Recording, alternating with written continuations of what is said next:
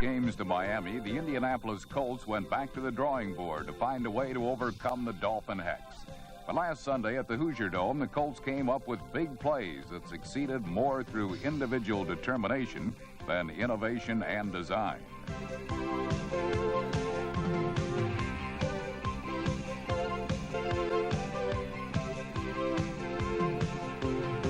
Number 88, Robbie Martin's 70-yard punt return caught the Dolphins' special teams napping. Yet when quarterback Mike Pagel connected with Wayne Capers, number 87, it seemed that the Miami defense had been lulled to sleep.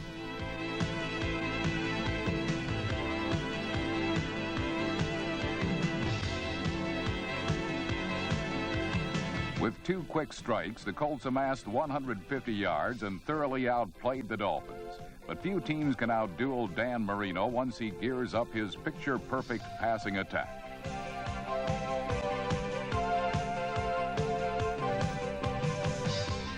This season, Marino is only the 11th-ranked quarterback in the league, but he showed glimpses of his 1984 brilliance with his 17th 300-yard passing performance and a touchdown to Ron Davenport as Miami dominated the Colts 34-20.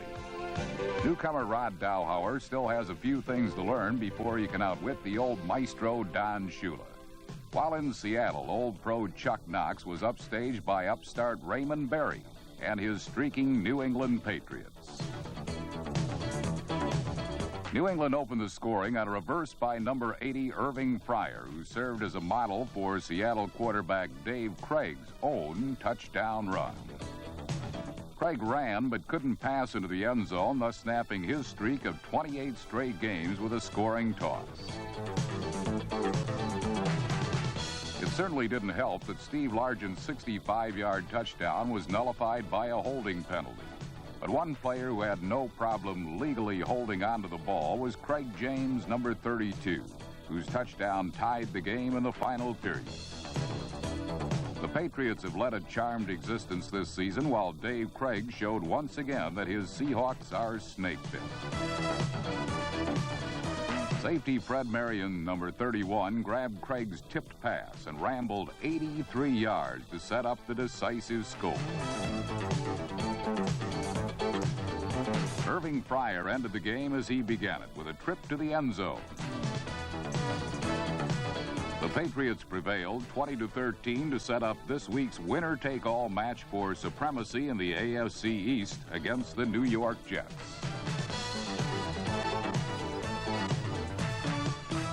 No one has been able to beat the Bears in 1985, and while the Cowboys were the last team to topple them in the preseason, this time around, Chicago inflicted the damage with smashing success.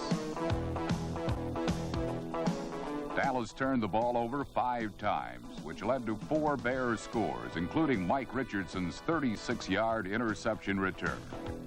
With quarterback Jim McMahon out with injuries, Chicago relied on their ground attack to supply the offensive firepower.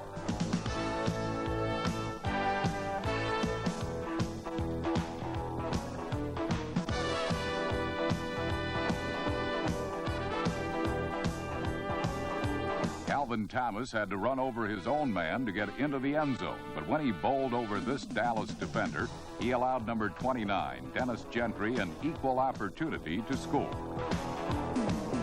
Scoring is something Dallas only dreamed about, as number 95, Richard Dent, led the Chicago charge, which limited the Cowboys to 171 yards and never allowed them within the Bears' 38-yard line. Here, with his offensive lineman manhandled by Chicago, Danny White is at the mercy of safety Dave Duerson for one of 6 Bears sacks. The refrigerator may be the Bears' big story, but he's not the only modern appliance in Chicago's Hell's Kitchen defense, which diced, spliced, and chopped up the Cowboys' offense.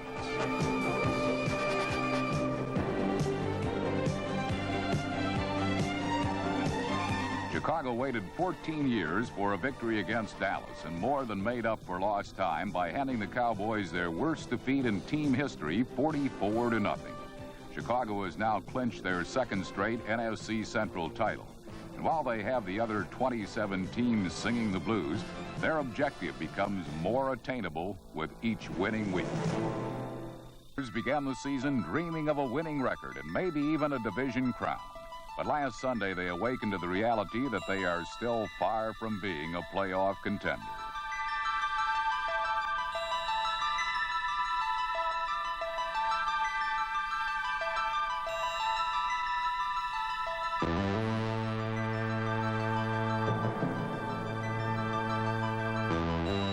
The Pittsburgh Steelers had little trouble stopping the AFC's lowest-ranked offense.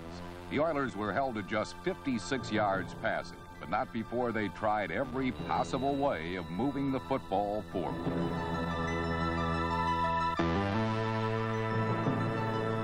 The Oilers' futile attempt to mount an offense may have been humorous, but it must have angered their defense, who vented their frustration on Steeler receivers.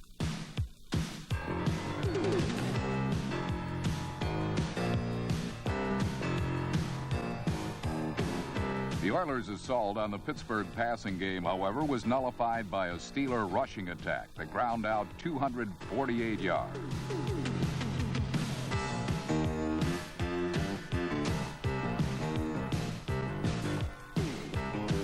Number 30, Frank Pollard, and number 34, Walter Abercrombie, each ran for over 100 yards as the Steelers downed the Oilers 30-7. Houston may yet make a run for the playoffs, but their fans are certainly not dreaming about it. They are instead dishing out some useful advice. The Kansas City Chiefs are another young team that had hopes of treading a path to the playoffs.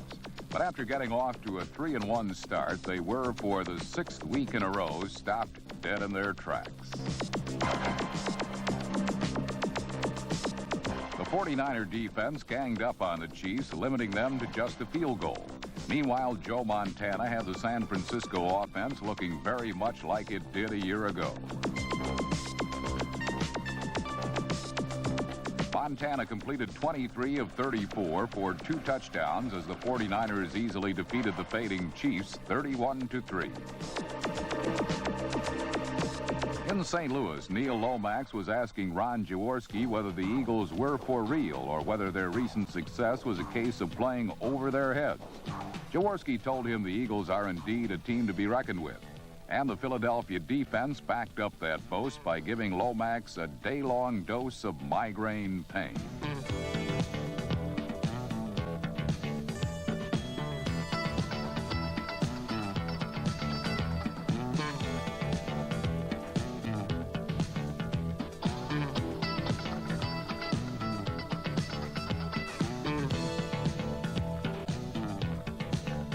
The Eagles registered 7 sacks, and what attempts the Cardinal defense had of inflicting similar damage were thwarted by crafty play calling. Here, an impending blitz by Cardinals safety Leonard Smith, number 45, is read by Ron Jaworski, whose immediate impulse is to toss the ball in Mike Quick's direction.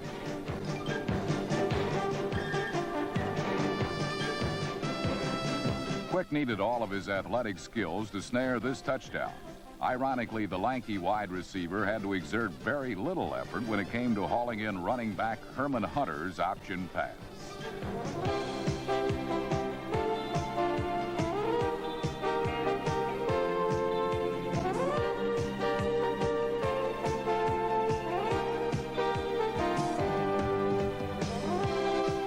The Eagles took a 14-0 first quarter lead, but the Cardinals rallied behind the strong running of Stump Mitchell, number 30.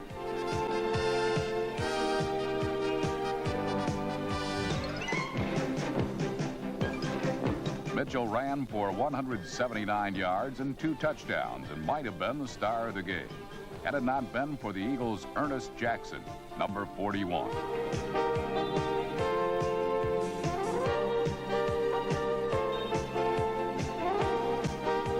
Jackson's career-high 162 rushing yards included this 51-yard touchdown, which lifted Philadelphia to a 24-14 victory. After rebounding from a 1-4 start to win 5 out of their last 6 games, the Eagles are right in the NFC playoff hunt. And after last Sunday, no one is questioning whether they are playing over their heads. The Raiders have been so low they've had to look up to see down. But last weekend against the Bengals, Los Angeles fixed its eyes straight ahead and took Cincinnati's defense head on.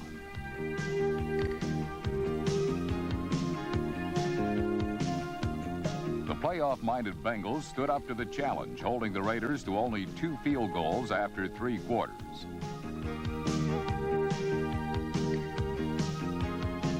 However, in the final period, quarterback Mark Wilson hit halfback Marcus Allen for the game's only touchdown to give Los Angeles a 13-6 win.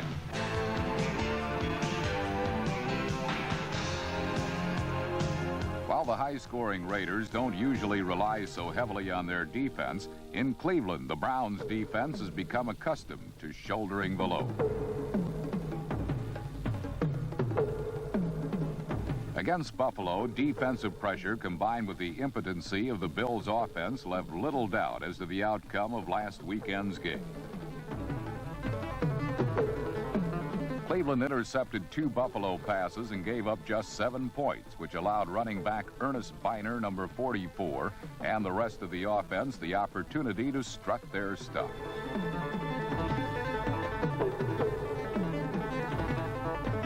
Rookie quarterback Bernie Kosar threw for only 103 yards, but his fourth-quarter touchdown pass to Ozzie Newsome clinched the Browns' 17-7 win.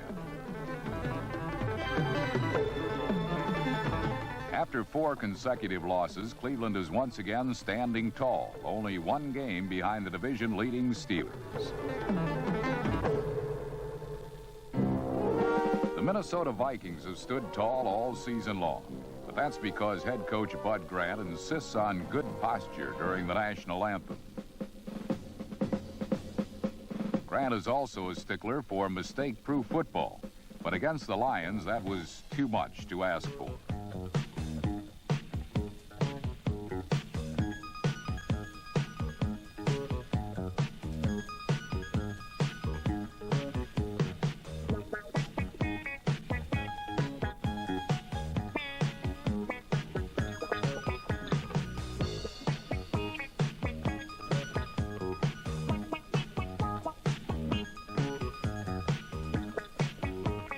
Minnesota turned the ball over on 3 of its first 4 possessions, and it wasn't until late in the second quarter that the offense finally put a dent in the Lion defense.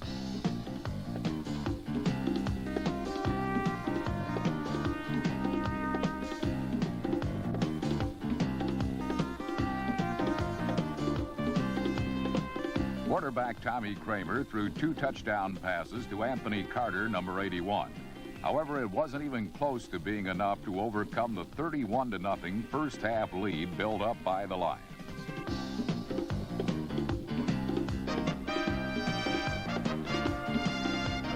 In that first half, Detroit signal caller Eric Hipple connected on 3 scoring passes, 2 to tight end David Lewis, number 87. The Lions went on to win 41-21, improving their record to 6-5. While Detroit has reason to feel good about its playoff chances, last weekend Packers fans displayed unnerving confidence.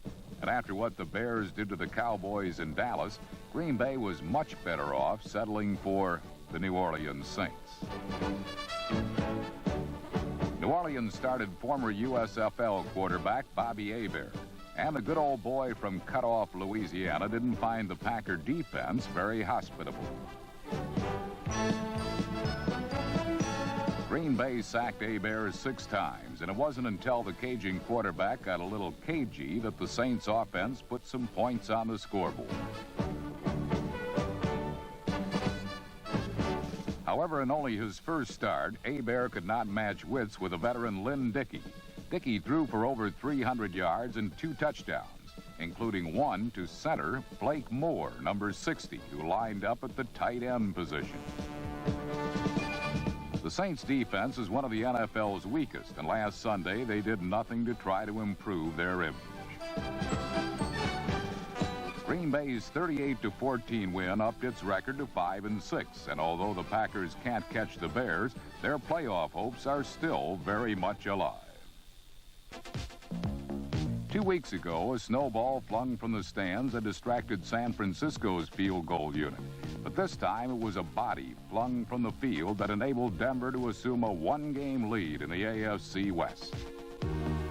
In the NFC West, the Los Angeles Rams have seen their fat four-game lead shrink faster than the main character in Stephen King's best-selling novel, Thinner. Last Sunday, L.A. suffered a 30-14 upset at the usually less than capable hands of the Atlanta Falcons, who produced 5 takeaways and limited the Rams to just 177 yards of total offense. One long touchdown by number 89 Ron Brown was not enough to counter 3 short ones by Atlanta's Gerald Riggs. Despite Brown's curtain call, the curtain fell early on the Rams, but it went up 16 minutes late in the Meadowlands, where a power failure delayed the start of a meeting between the New York Jets and Tampa Bay Buccaneers. Once showtime got underway, the Jets demonstrated that their timing was a bit off as well.